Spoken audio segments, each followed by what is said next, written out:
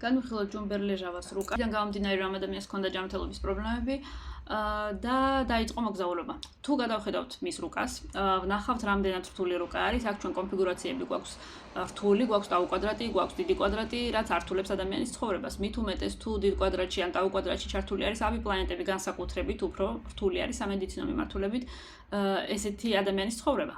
აქ ჩვენ ხედავთ დიდ კვადრატში, კარმული არის ცალკე, ჩართული არის მარსი, ჩართული არის სატურნი, ჩართული არის პლუტონი, ანუ მაქსიმალურად რთული დიდი კვადრატია.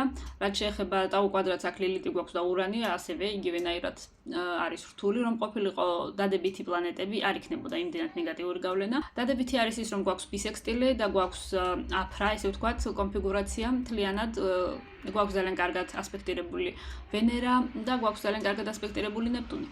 ესეთი ადამიანის ცხოვრება იქნებოდა ყველგან რთული ესეთი რუკით. რაც უფრო მეტი პლანეტაა დაზიანებული რუკაში, მით უფრო რთულად შეარჩევა ადგილს, სადაც თუნდაც რომელიმე სახლი იქნება ჰარმონიული, იმიტომ რომ ყველა პლანეტა დაზიანებულია. აქ ვენერას და ნეპტუნის გარდა ყველა პლანეტა დაზიანებულია. იუპიტერი შახტაშია. ხედავთ რომ გული ძალიან დაზიანებულია, მხედველობა ძალიან დაზიანებული არის, ნათობები დაზიანებულია, მზესთან პლუტონი დგას, ეს დიდი კვადრატი ავტომატურად, ანუ მთელი დატვირთვა გულზე, მხედველობაზე მოდის, კუჭ-ნაწლავზე.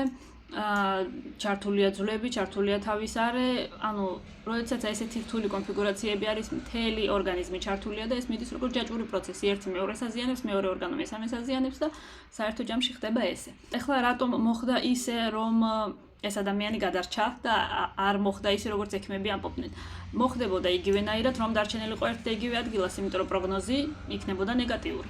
იქიდან გამომდინარე, ეს ადამიანი ყოველთვის მოძრაობდა და იცვლიდა ადგილმდებარეობას, კონკრეტული ორგანოს დაზიანება, მაგალითად ვერ განვითარდა ისე, როგორც განვითარდებოდა ერთ კონკრეტულ ადგილას, იმიტომ რომ როგორც კი შეიცვლიდა ადგილს ეს ადამიანი, ავტომატურად უკვე იცვლებოდა ორგანიზმის პროცესები და შესაბამისად ერთი ორგანო, რომელიც დაზიანებული იყო ერთ ადგილზე, მეორე ადგილას შესაძლოა უკვე არ ყოფილიყო ისე დაზიანებული და აქცენტი ხდებოდა უფრო სხვა ორგანოს დაზიანებაზე.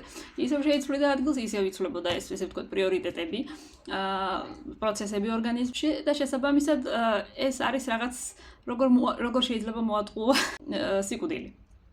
ეს არის ძალიან მარტივი მაგალითი ამის, იმიტომ რომ რეალურად არ არის ახალი ამბავი და ადრეც ამბობდნენ ხოლმე, ადრეც ვინც არ იცოდა ასტროლოგია, ისინიც კი ამბობდნენ, როდესაც ცუდად იყო ადამიანი, გამოიცვალე, ჰაერი გამოიცვალე. ჰაერი გამოიცვალე, ეს არის ზუსტად ის, რასაც ჩვენ ვაკეთებთ, ემიგრაცია. უნდა წახვიდე შორს, ახლოს წასვლას აზრი არ აქვს. ჰაერის გამოცვლა მუშაობს, როდესაც შენ მიდიხარ შორს. იმიტომ რომ იქ იცვლება რუკა, იქ იცვლება უკვე პრიორიტეტები და კარგი იქნება თუ გამოიცვლე ჰაერს და მოხვდები იქ, სადაც ჩვენთვის იქნება კარგი პერიოდი.